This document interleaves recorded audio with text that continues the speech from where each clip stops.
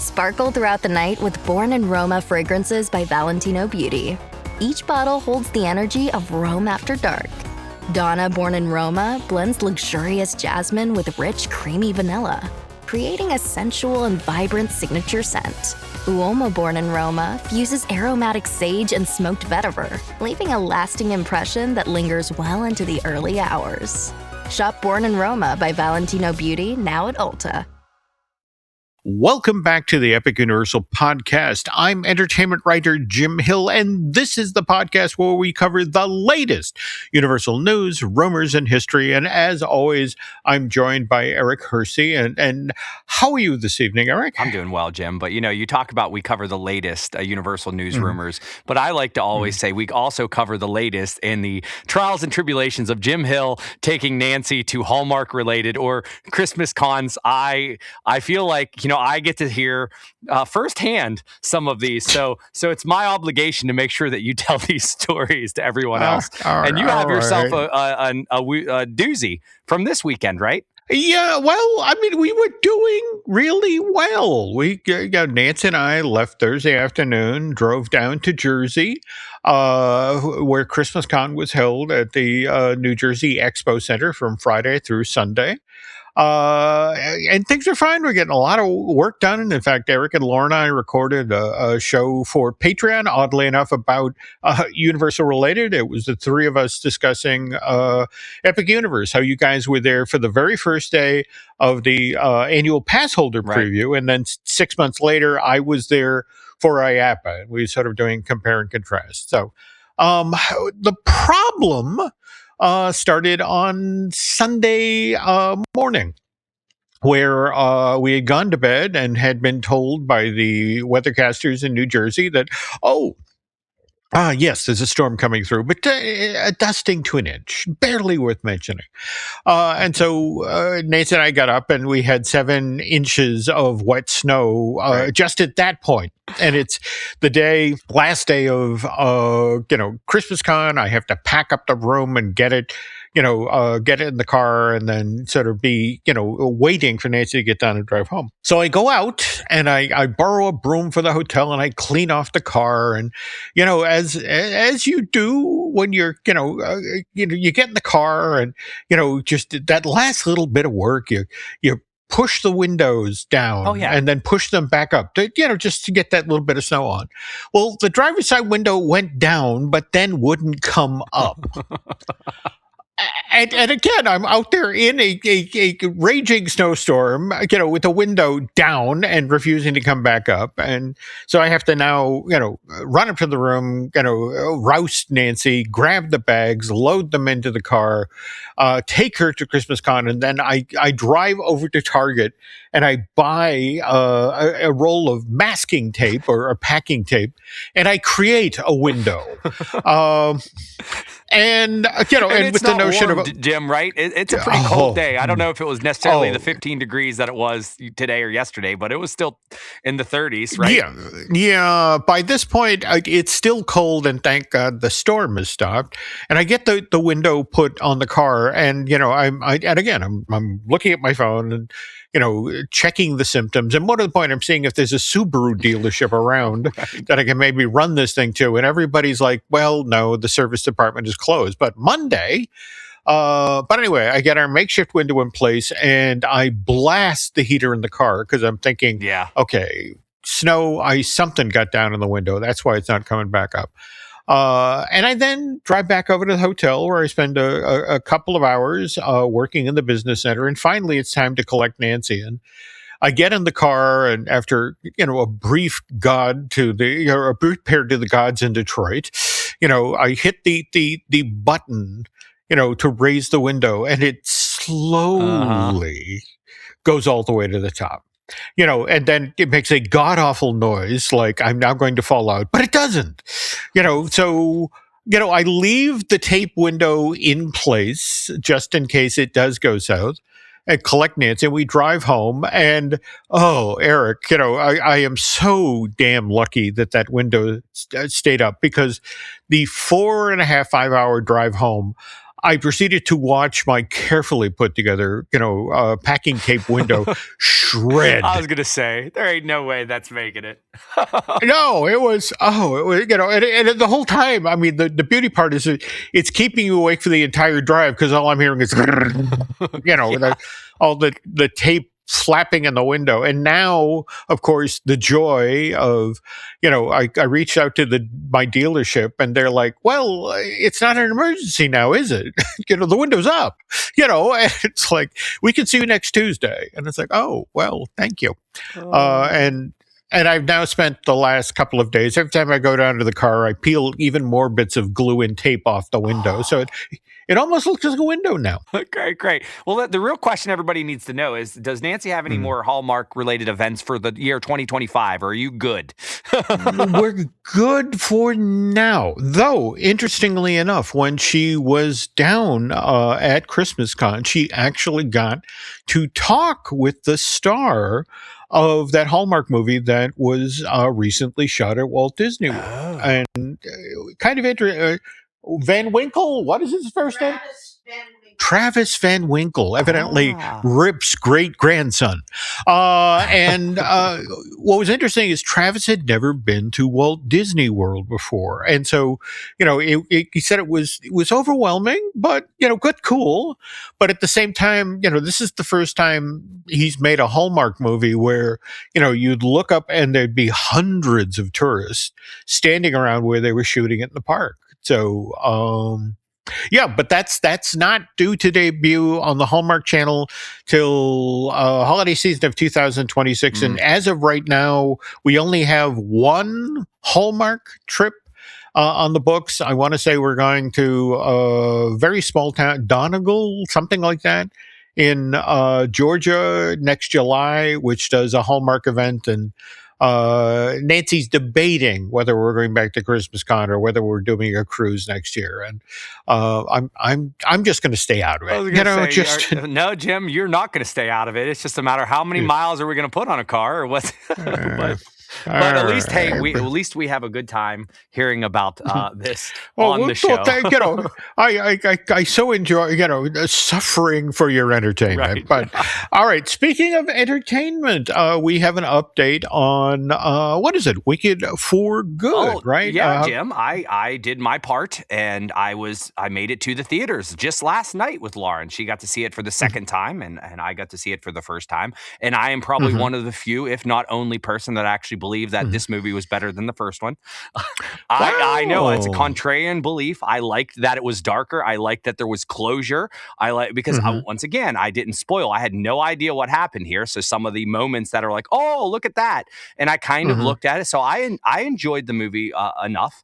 But it does look like I noticed something online. Number one, there was some rumors going around of the Wicked Lands, which we've been talking about, how it's going to make it to a theme park and so forth. But I saw something new that had me question, Jim. So during the Epic Ride, the documentary, the funny thing is they actually interviewed the director, and that's what, John M. Chu, right? There we go. Yep. And he's actually in that documentary and kind of hints at like future involvement. Why the heck would we be interviewing him for a documentary about Universal theme parks?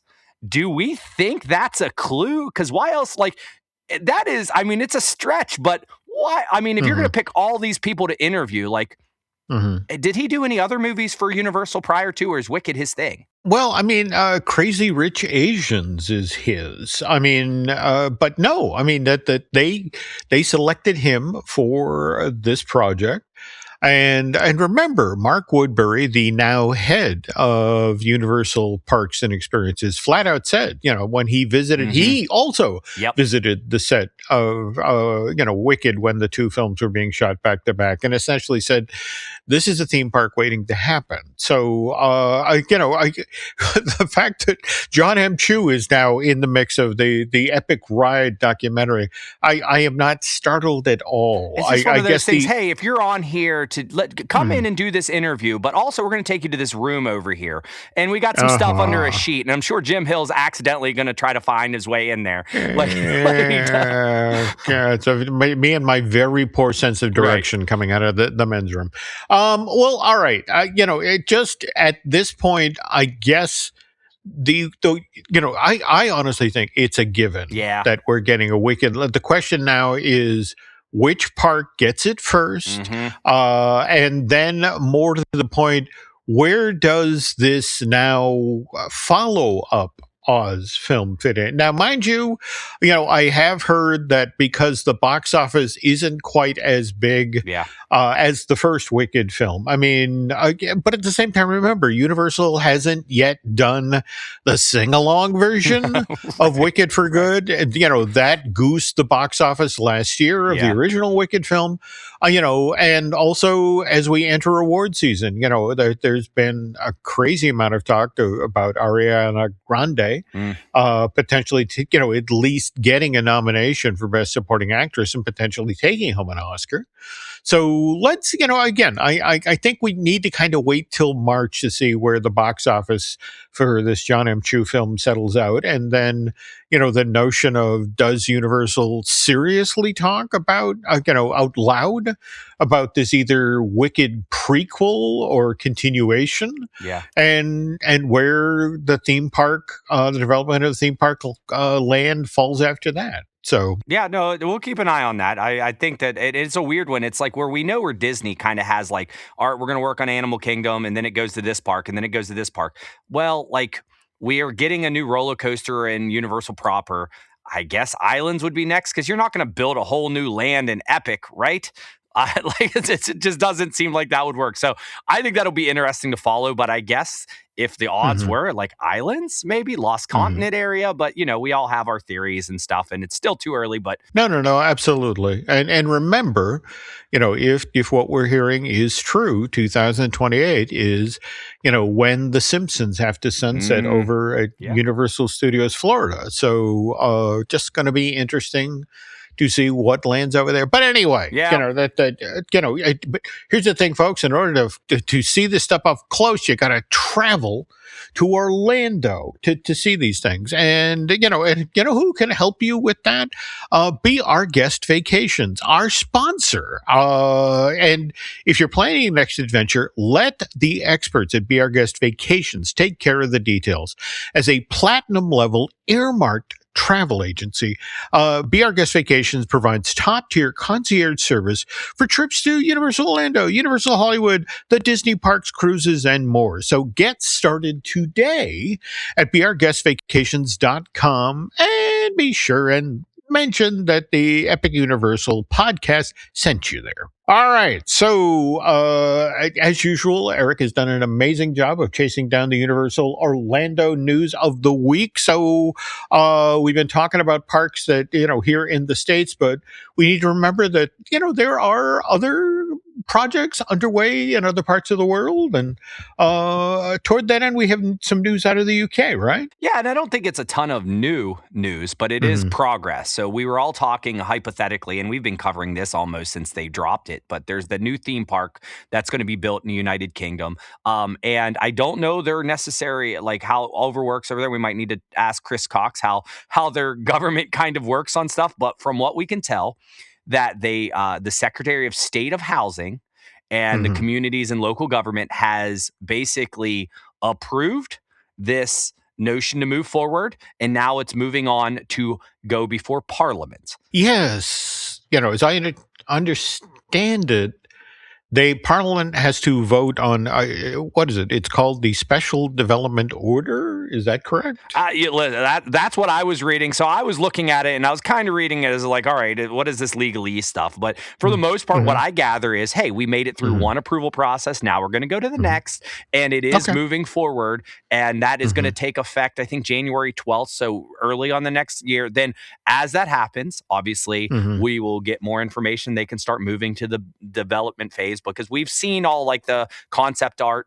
we've seen it, and we know where it's going to go, and we know what it's going to do for the community. What they're saying, what attendance is anywhere from 8.5 million to 12 million visitors per year. So that's not a small number.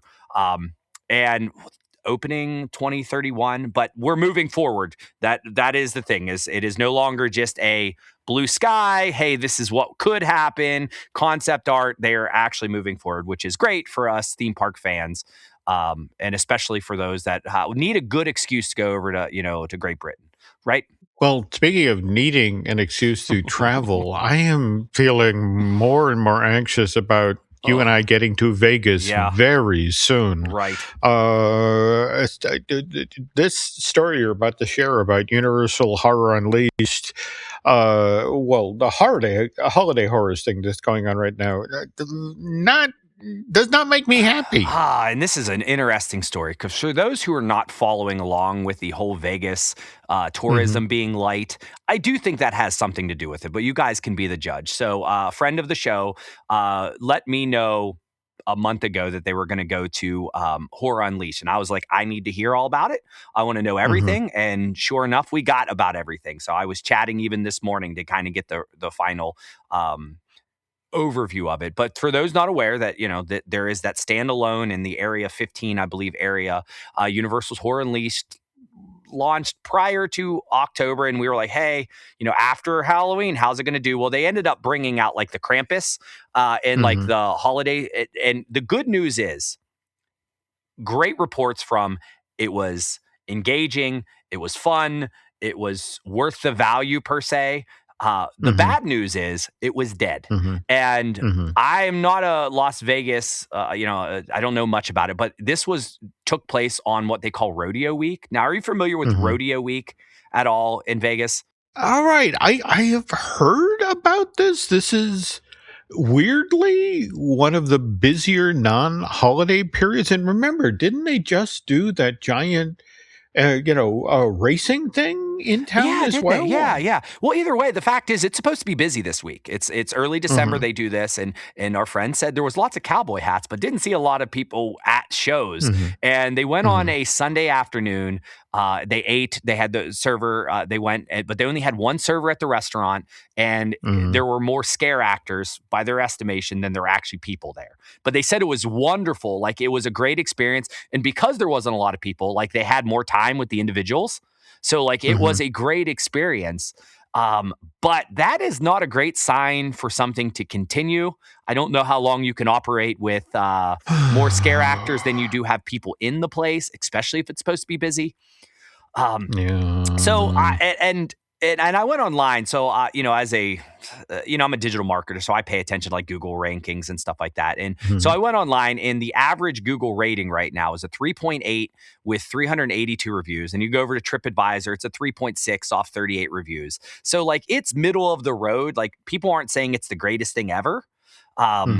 But they're also not like beating it up right now with 1s and 2s. So I think they fixed a lot of the early problems when we first reported on it. But it sounds to me like, Jim, we do need an excuse. But there's no good trip. Like, right now, Vegas is super expensive, and lots of people aren't going there as they once did. So I was like, if there's a good deal, Jim, let's head on a plane. But they don't give any deals, and I think that's part of the problem. Do you agree? Do you think this is a Vegas problem, or did Universal just miss? Knowing the creative team at Universal, this wasn't a miss on their part. But again, it's, I remember talking with, somebody at Disney who talked about, when you build a theme park, it's like building an ocean liner. I mean, you start in one economy, and by the time you're done and ready to open, it's an entirely different economy. And it's the luck of the draw. And the fact that, Horror Unleashed, debuted the year of, Vegas having this awful problem of just becoming so expensive, and folks not traveling from Mexico or Canada, this 1-2 punch of, picking a bad time to launch, and then people actively being discouraged from, traveling to the United States. It's like, it's going to be interesting to see if Universal's willing to tough this out, because face it, you put this much money in the ground, and eventually, just think about what Disney did with the Galactic Star Cruiser. I mean, that was on Disney property. Right. And they still shut that down. I mean, and face it, this thing in Vegas is so far from the motherships. It's nowhere near Hollywood, and certainly nowhere near everything that Universal's got down in Orlando. And it's just sort of like, how long do you keep this thing on life support? I mean, looking at your reference here, this holidays horror event, again, only runs on select dates through January 3rd, 2026. And is there anything out there about what happens after this? What are they going to have, a Valentine's Day? Like, you're going to get, like, I don't know. Come on. Well, I'll tell you Valentine's Day Massacre. There you go, Jim. Write the check to Jim, right? He's keeping it alive. Well, I think it'll be interesting to see what they're doing with Chicago. If they bail, I don't know where they're at with the Chicago development. Haven't really seen and haven't heard anything reported. But if they bail on that, then you can kind of see what's going on in the future.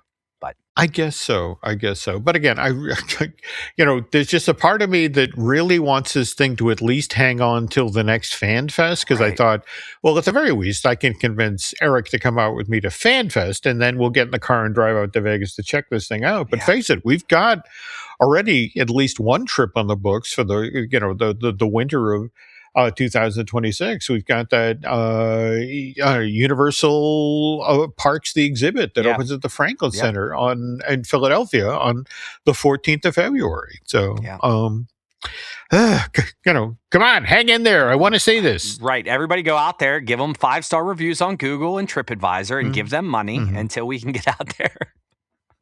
And speaking of things I want to see, this new Galactic Expo mural at Men in Black Alien Attack at Studios Florida. This sounds delightful. Well, I would say it's not something that usually would hit the news, because, I mean, we go through a lot of news, and I kind of throw stuff on the chopping block, but I actually think it ties in well with the next stories. But first, let's talk about it. In the gift shop, for those that are down there, they actually added a new mural, and I think it's kind of fun because I love an Easter egg. Did you see that they have in the lower center of it, there's the E.T. spaceship? So but for those of us who are a little older than that, I gotta say, I love that.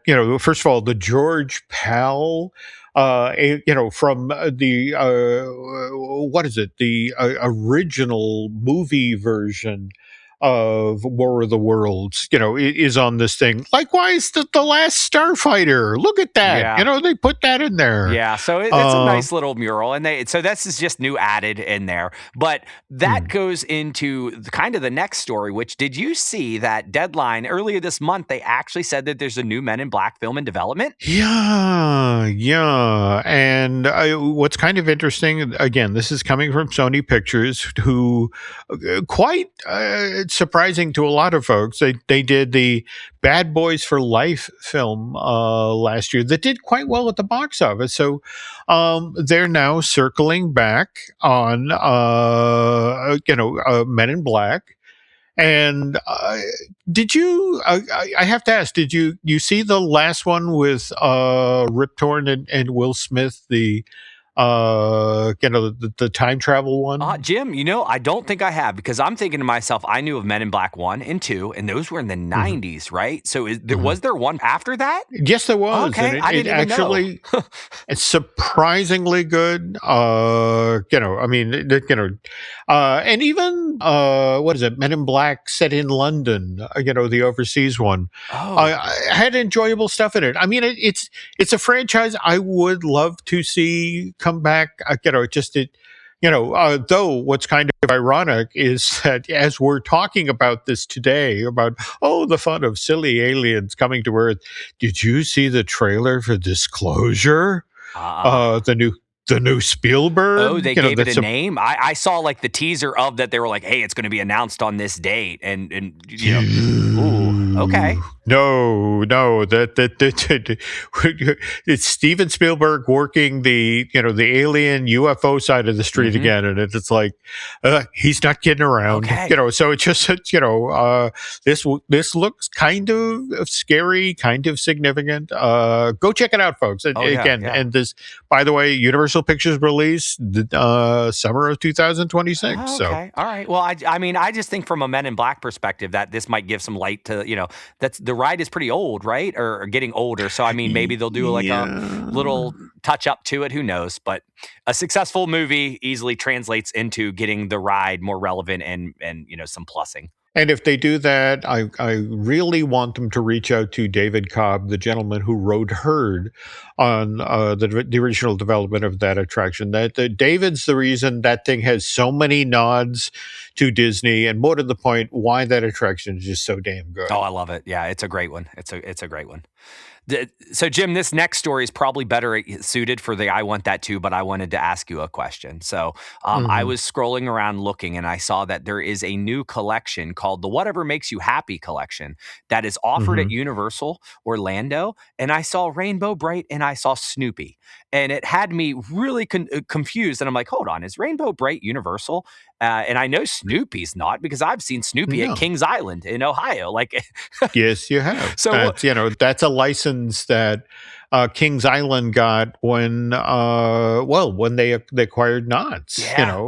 Camp Snoopy there. This is, to be completely blunt, this is the merchandise team at Universal. I believe the phrase here is whatever we throw against the wall that sticks. You try things. And face it, Universal has done quite well recently with celebrating IP from the 1980s. And the way this was explained to me, it's like, look, Rainbow Bright, 80s, right? Snoopy, Flash Beagle, we're trying some stuff, and it may work, it may not, but on the other hand, Hello Kitty has been, in fact, ever since they did that new superstore out in Hollywood off of the Universal Plaza. I got to tell you, I love the Hello Kitty Universal line. If only for the sweatshirt that had the Hello Kitty, recreation of the Jaws poster, where you had, even the shark looked cute in that one. Right. No, I love those parody things. So yeah, that's what I was thinking. I was like, this is probably just a licensing deal. But it's just funny because you can get away with it at Universal. You would never see that at Disney. Like, they would never be like, hey, we're going to throw Rainbow Bright in Snoopy, and I saw Strawberry Shortcake as part of this line, and I don't know if it's in there, but it's just very 80s, and I'm like, it just fits there, and it makes sense, and I'm like, absolutely, why wouldn't they try to sell it? All true. But speaking of stuff that Universal sells in stores, when we get back from this break, we're going to talk about, eventually get to some brand new Frankenstein merch that showed up at the Five and Dime. But first, we're going to talk about how Universal even got a Frankenstein movie in the works back in the 30s. But before we do that, there's this. When the holidays start to feel a bit repetitive, reach for a Sprite Winter Spiced Cranberry and put your twist on tradition. A bold cranberry and winter spice flavor fusion, Sprite Winter Spiced Cranberry is a refreshing way to shake things up this sipping season. And only for a limited time. Sprite. Obey your thirst. Oh, Hilton stay. Your beds are soft and cozy. No lumpy couch, no stiff futon, no shower line at crack of dawn. Oh, Hilton stay, a holiday you're saving. When you want holiday comfort you can count on, it matters where you stay. This season, enjoy spacious, comfortable rooms and friendly service when you book with Hilton instead. Hilton for the stay. This episode is brought to you by Indeed. You're ready to move your business forward, but first, you need to find the right team. Start your search with Indeed Sponsored Jobs. It can help you reach qualified candidates fast, ensuring your listing is the first one they see. According to Indeed data, sponsored jobs are 90% more likely to report a hire than non-sponsored jobs. See the results for yourself. Get a $75 sponsored job credit at Indeed.com/podcast. Terms and conditions apply.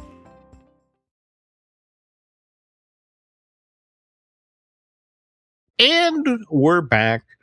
And again, just want to remind you folks, Eric and I are recording this week's show on December 16th. It'll post on the 19th. But I always enjoy visiting the Universal Parks this time of year because, it's just fun to be walking along Hollywood Boulevard in Orlando, and there's Frankenstein's monster. Only because it's December, he's wearing a Santa's cap.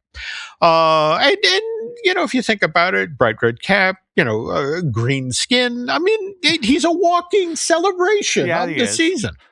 But speaking of Frankenstein and Christmas, Frankenstein's monster, I mean, I don't know if you've heard this new theory that's making the rounds on the heels of Guillermo del Toro's version of Frankenstein, which, again, surprisingly faithful adaptation of the original Mary Shelley novel from 1818. And for those of you who haven't seen the film yet, a little spoiler here, the creature, who is basically this good-hearted immortal, winds up freeing using his super strength to free this Royal Danish naval ship that's trapped in the ice as it's sailing to the North Pole. And by the way, this part of the film is set in 1857. And so as we leave the creature, Eric, he's still up in the Arctic. Okay. All right, so think about this. Guillermo del Toro's Frankenstein ends with an immortal character who's now up in the Arctic with a lot of time on his hands. Maybe he takes up a hobby. I'm just saying, he starts making toys. Hold on. Okay, all right, continue. Right. I will listen to it, but I don't know if I'm buying it. Okay, but think about it. If you got to travel the entire world in one night and give toys to, you got to be a really powerful guy, and it's just, so I'm just saying, if Guillermo ever decides to do a sequel to Frankenstein, this movie could go in some very interesting directions. Jim, and we were just talking about Horror Unleashed in Vegas. I just saw that they had an animatronic of Frankenstein there. I'm like, put a hat on and make him, you got yourself another Christmas deal. You got 2026 covered for the holiday season. There you go. And face it, you can't spell horror without ho, ho, ho. All right. Anyway, but folks, we're not here to talk about the 2025 version of Frankenstein. It's debuted on Netflix a few weeks back. But the Universal Pictures version of Frankenstein, which was sent out into theaters in November of 1931.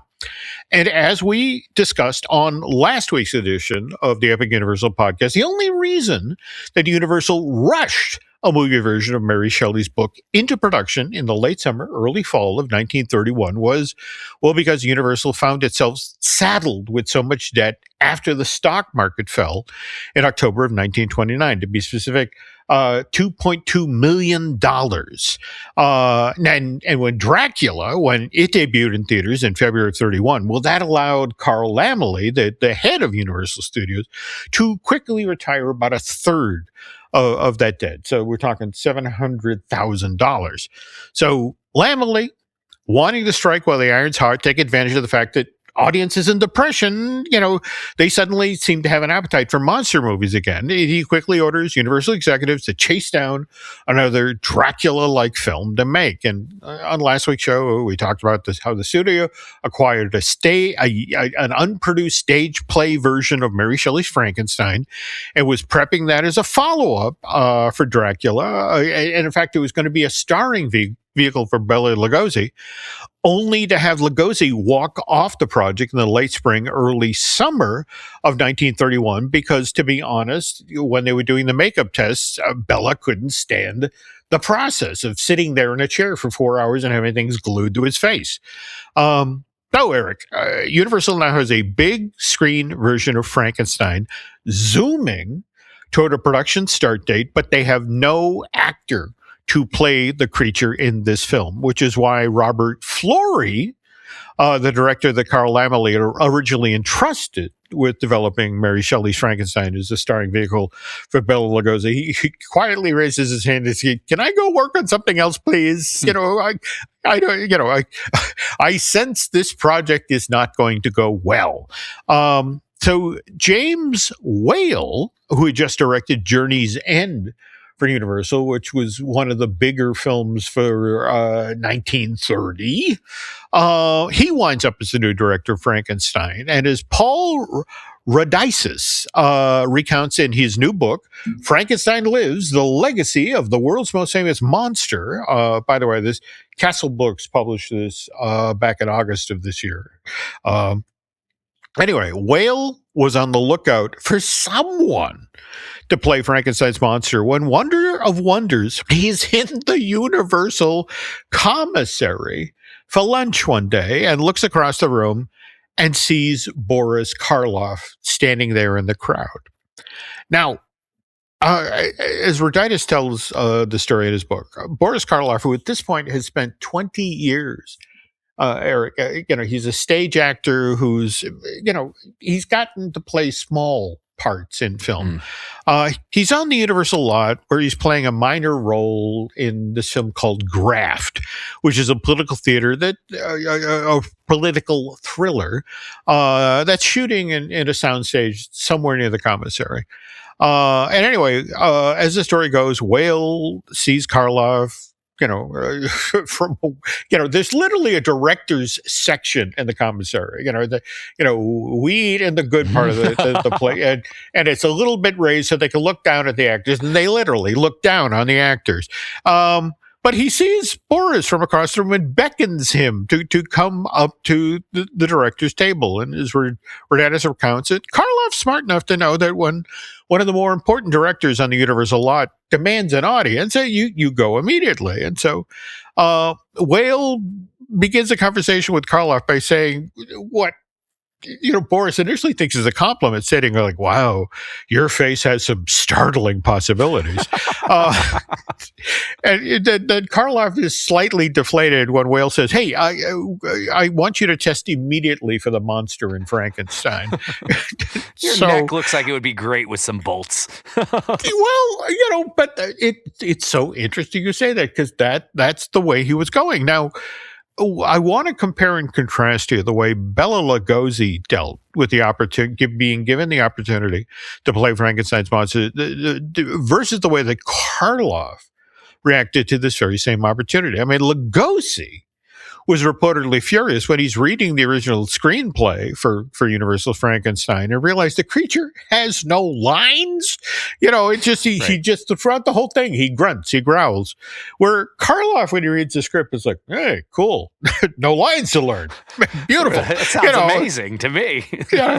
And on the other hand, Bella, like we mentioned earlier in today's show, couldn't stand sitting in a makeup chair for 4 hours for that early camera test on Frankenstein. Whereas Karloff, well, first, Eric, he spends the full day on the set of Graft.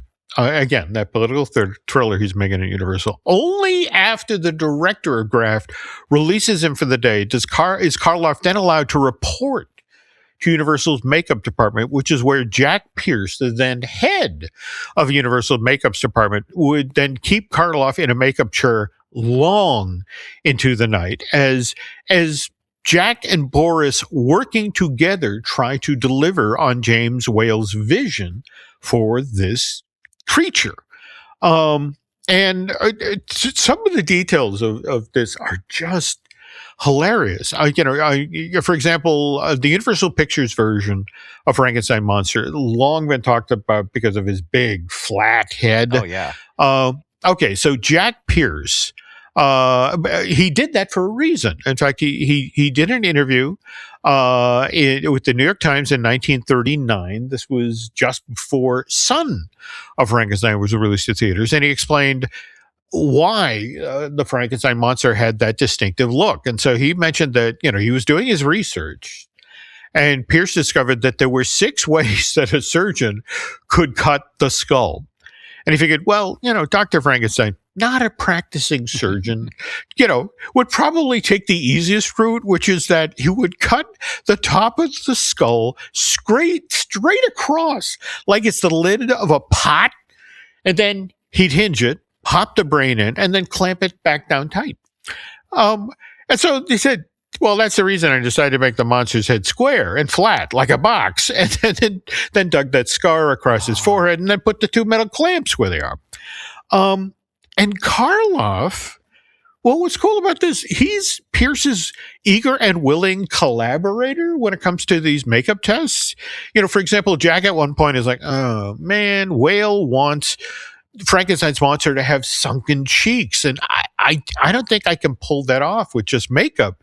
Where Karloff says, well, what if I did this? And he reaches into his mouth and pulls out this dental appliance that he's always worn, and presto, Frankenstein's monster now has sunken cheeks. So Eric, I find that hilarious. That one of the main reasons that the face of Frankenstein's monster has frightened so many generations of filmgoers is because Boris Karloff performed that role when he wasn't wearing his dentures.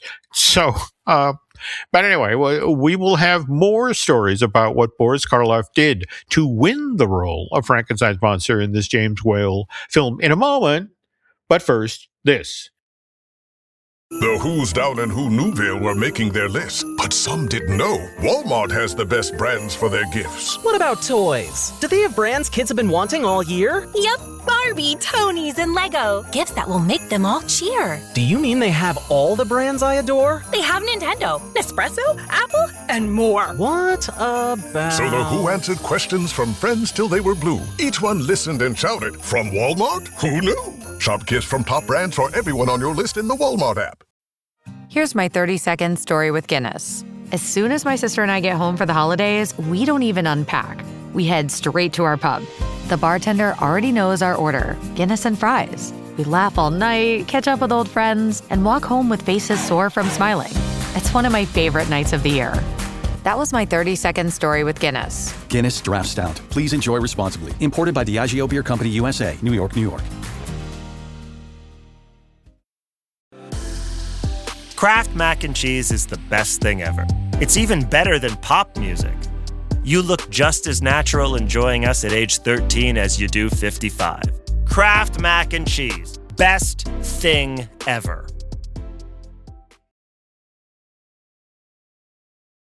And we're back. Okay, so we were just talking about what Boris Karloff did to make the face of Frankenstein look so sunken, which, again, appear before the camera without your dentures.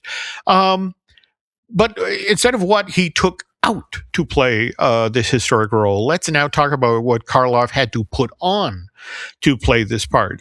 65 pounds of costume, including 30-pound weighted boots. That's what made Boris's already impressive height reach the monster's 7'6" stance. Oh, wow. He was that big. Like 7'6" was the monster. So do we know how tall Boris was?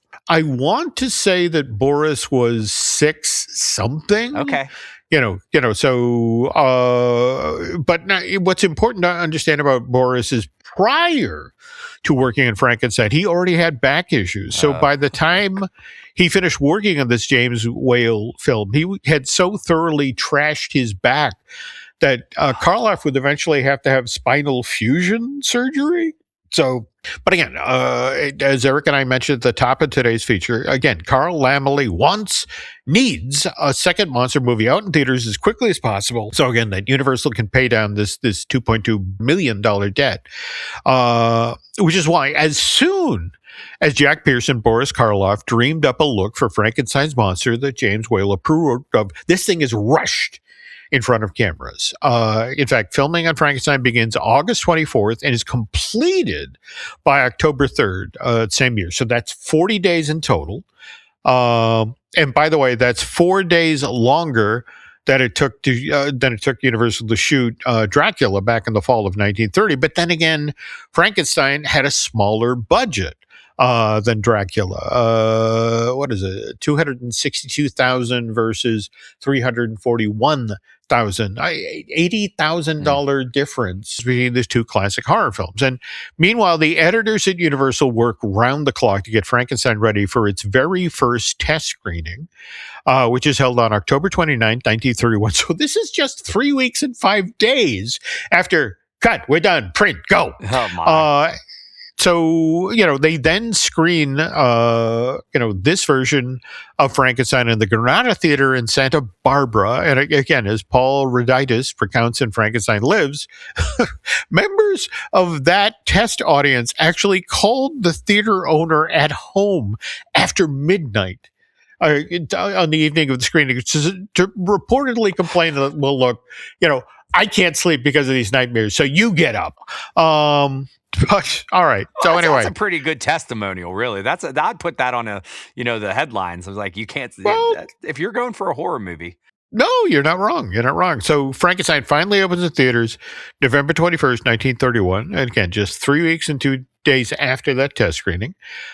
Becomes the smash hit that Carl Laemmle had hoped it would. Again, on a production budget of $262,000, Frankenstein sells more than $12 million worth of tickets in North America alone, which allows Carl to retire the entirety of that $2.2 million debt before New Year's Day, 1932. So, and more to the point, Boris Karloff is everything that Carl Laemmle had hoped Bela Lugosi would be for Universal Pictures. So when Carl calls Boris into his office in early 1932 and says, hey, we're thinking of following Frankenstein up with another monster movie where you got to wear a lot of makeup again. How would you feel about playing the title role in The Mummy? And Karloff's response is, sure. When do we start production? And that film, Eric, which starts production September of 1932 and still manages to be completed in time to be out in theaters December 22nd of that same year, 1932. This time around, Karloff has to sit through 8-hour-long makeup sessions, which are then followed by 3-hour-long sessions to remove that makeup. That's 11-hour day just on makeup, Jim. He would show up at 7:00 in the morning, and they'd be ready to have him on the set by 1. And then, he'd shoot a full day, and he'd then have to report, back to Pierce's office to remove all of the spirit gum. And then, go home, and be back the very next day at 7:00 to repeat the process. And again, Karloff never complained, not to his bosses at Universal. I'm told that his wife, Evelyn, got an earful every night when Boris got home. And Karloff would then go on to play Frankenstein's monster 2 more times for Universal. There was The Bride of Frankenstein in 1935, and as we mentioned just a little bit earlier, Son of Frankenstein in 1939. Now, mind you, there was also that one time where Karloff played Frankenstein's monster in a Danny Kaye movie. This was called The Secret Life of Walter Mitty. It was a musical fantasy based on the famous James Thurber story that Samuel Goldwyn sent out in the theaters September of 1947. And as the story goes, Goldwyn had hired Boris Karloff to play the villain in this Danny Kaye movie, Dr. Hollingsford. And since the character that Kaye was going to be playing, again, based on that James Thurber story, was famous for having, daydreams, Samuel thought, hey, it might be fun, for one scene in this movie, to have Danny daydream that Dr. Hollingsford transforms into Frankenstein's monster. So Goldwyn reaches out to Universal and gets permission to use that studio's versions of Frankenstein monster in a movie again that's being made by Goldwyn Studios. In fact, Jack Pierce himself goes over to Goldwyn Studios when these scenes are being shot to supervise putting Boris Karloff back into his trademark Frankenstein's makeup. But here's the irony, Eric. Secret Life of Mitty gets test screened in the summer of 1947, and audiences hate the scenes where Boris Karloff is playing Frankenstein's monster because they were too authentic. They were too frightening, and they supposedly took the moviegoers straight out of this Danny Kaye musical comedy. And so the scenes were cut prior to release. And by the way, Eric, they've been sought by film fans for 80 years now, largely because this was the only time Boris Karloff ever played his version of Frankenstein's monster in Technicolor. So bright green screen, skin and all. And all we know about this is there's a couple of publicity shots. In fact, there's this really funny image of Karloff on the set in full makeup with his wife Evelyn, smoking a cigarette. It's just like, yeah, we're going to be shooting again in a few minutes. But sadly, it's a black and white photo. So this footage has not been found. So we know it exists, but it's not found. Like it's lost. Wow. Yeah, it's there are folks. The Goldwyn Film Library is wound up in a bunch of different places, and there's folks that still today, every so often will go through the inventory for the vault, and it's like it's got to be here somewhere. It's in Ted Turner's basement somewhere. There we go. But by the way, if you are a fan of Frankenstein, it's worth noting, or more to the point, if you have one on your holiday shopping list, the 5 and Dime, the gift shop that's what is it? It's the post show basically for the Bourne. They dump you right out there. Yeah, and they have all the statues. It's it's beyond. If you're not an Epic, it's probably the best place to find monster like merchandise in all of Universal Studios. Yeah, and toward that end, some brand new Frankenstein and Bride of Frankenstein merch just came up for sale in this store at Universal Studios Florida. There is a Frankenstein crossbody, a new Bride of Frankenstein t-shirt, a hoodie, some sweatpants, some shorts. And all of this runs from what is it, $35 to like $65? Good old theme park prices. If you're an AP, you probably get a little discount, There we go. And just want to stress here, these are the Universal Classic monster versions of those characters rather than the ones that you see today over at Dark Universe and Epic Universe. But anyway, again, I have to admit, I just love that. Guillermo del Toro, the notion of, come on, pursue the sequel. I want to see Frankenstein become Santa. Show me how that happens. Yeah. So I think that, it sounds like a Rankin Bass movie. Just make, waiting to happen. The thing is, they did, there's a whole bunch of the Santas, but I do recall there was a Rankin Bass, Halloween-esque one that had the creature and Frankenstein. So they might have the model out there somewhere. Actually, you're right. The Mad Monster Party. In fact, to bring this full circle, Boris Karloff did voice work for that thing. Oh, look at that. And he's in color, and we have the footage. There we go. So. There we go. That was great, Jim. I didn't know any about this, and I would have never thought that Frankenstein. Now, let me ask you this. Is this where we get the modern Frankenstein look? Did they create this, or were there Frankensteins prior? Because I remember I did have to read Frankenstein, Mary Shelley's in an early grade, maybe 5th, 6th grade. It was a summer reading.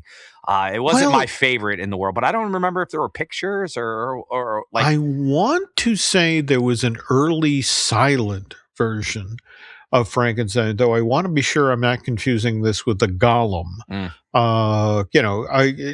And what's fascinating is that, what Jack Pierce and Boris Karloff collaborated on became so iconic that, that's the thing, when people did follow up, film versions of Frankenstein, they felt compelled to go with that look. Whereas, Guillermo del Toro, it was the notion of this is what it says in the Mary Shelley book. This is how I want the monster to look. Right. So that again, and that's another movie I got to get around to watching. I know, Jim. But we'll get around to it. But Boris Karloff, he's not just for Christmas time. If you say his name, that's a Grinch thing, right? Was he the voice? That's absolutely. In fact, that is the supreme irony of he only speaks as Frankenstein in Bride of Frankenstein, and even then, it's just a few words. And I want to say by the time they bring the character back for Son of Frankenstein in 39, he stopped speaking again. But you listen to that amazing voice and he's such a beautiful job, as the narrator and the voice of the Grinch in that, Chuck Jones thing from 66. It's just amazing to think you had that voice and you didn't use it for that character. Missed opportunity, Jim. But missed opportunity. But Guillermo Alquique, he can make this happen and make the Frankenstein Christmas movie we've all been wanting. There we go. And on that note, folks, that's going to do it for this week's edition of the Epic Universal Podcast. And by the way, if you have any topics or suggestions for stories that you'd like Eric and I to pursue on Future Editions podcast, please send them along to us via social media or reach out to me over at jimhillmedia.com. But for now, that's going to do it for this week's show. So on behalf of Mr. Hersey, thanks for listening to this edition of the Epic Universal Podcast, and we will be back next week. My name is Percy Jackson. Getting in trouble is like breathing for me. The hit series returns to Disney Plus and Hulu. The danger is greater than you can possibly imagine. What about Grover? Save Grover. Save camp.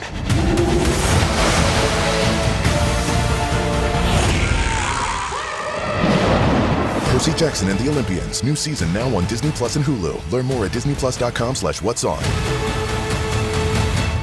Hey, Ryan Reynolds here for Mint Mobile.